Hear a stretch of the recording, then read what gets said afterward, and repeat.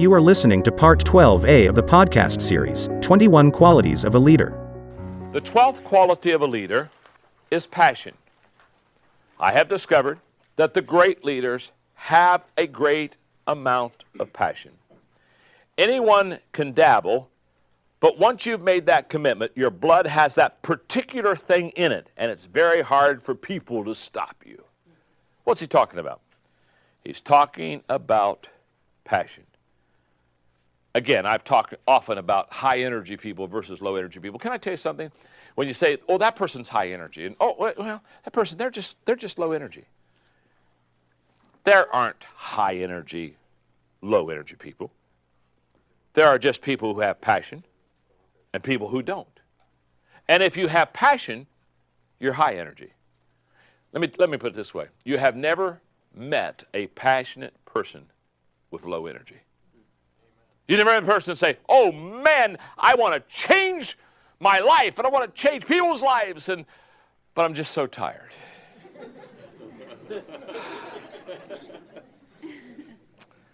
Oh well, it was a thought. No. You show me a passionate person, I'll show you a high energy person. You show me a person that lacks passion, and I'll show you a person that has low energy.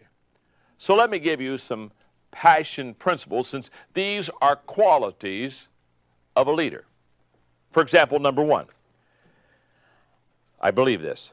Passion is the first step to achievement.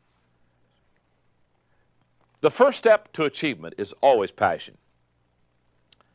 Your desire determines your destiny.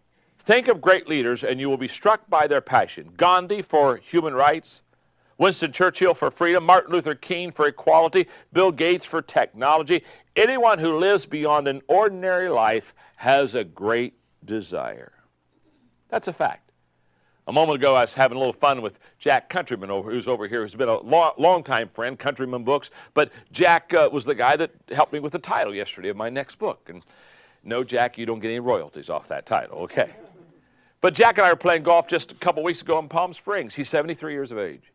And I mean, he's not only a great golfer, but every day he's loving life. And I mean, this guy, he's going to live till he dies.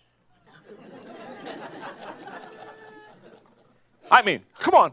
Don't you know a whole bunch of people, they've already died? I mean, they still breathe.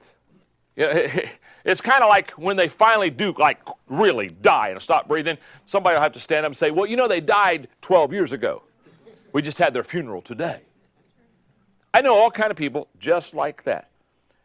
And when I talked to him, and I said, Jack, what keeps you going? He says, I love helping people. I keep asking myself, what do I want to do next? He said, in fact, why would I retire? If I retired, why would you stop life there? My father is 82.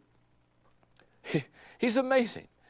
He has he started with a park ministry, a ministry just of helping people in his mobile home park that he lives in Florida. That got going so well, other people started hearing about it from other mobile parks, and they said, well, how about helping us? And so he started helping them. And in fact, he said, John, come down and speak for me. He said, I've got a few people here, volunteers that are helping people, and come and speak. So I went down and spoke, or I said I would, and he called me up about a week later. He said, we'll just do it, we'll just do it in our little park here at the clubhouse, just for a few people. And so about a month later, he called me and said, oh, John, he said, it's gotten out of hand. I said, what do you mean it's gotten out of hand? He said, hundreds want to hear you. He said, we're going to Winter Haven. He said, we've got a church that'll hold 1,000. He said, and literally at 10 o'clock on a Monday morning, the place is packed out, and Dad's just amazed. And I said, Dad, it's no secret. It's free, Dad, it's free. And now my father is in 19 different parks and has almost 400 volunteers helping him with this park ministry. And he's 82. Hello. What makes that happen? It's always the person with passion is the person that continues. And I have two questions to ask you. They're in your notes. This is all about passion. If you could be anything you wanted to be, what would you be? And if you could do anything you wanted to do, what would you do? In other words, what would you be? What would you do? Those are the two questions that should spark the passion. Number two, passion increases your willpower. And I discovered that want power must precede willpower. You got to want it before you can will it. It's the great story of Socrates where the young man approached the Greek philosopher and casually said, "O great Socrates, I come to you for knowledge."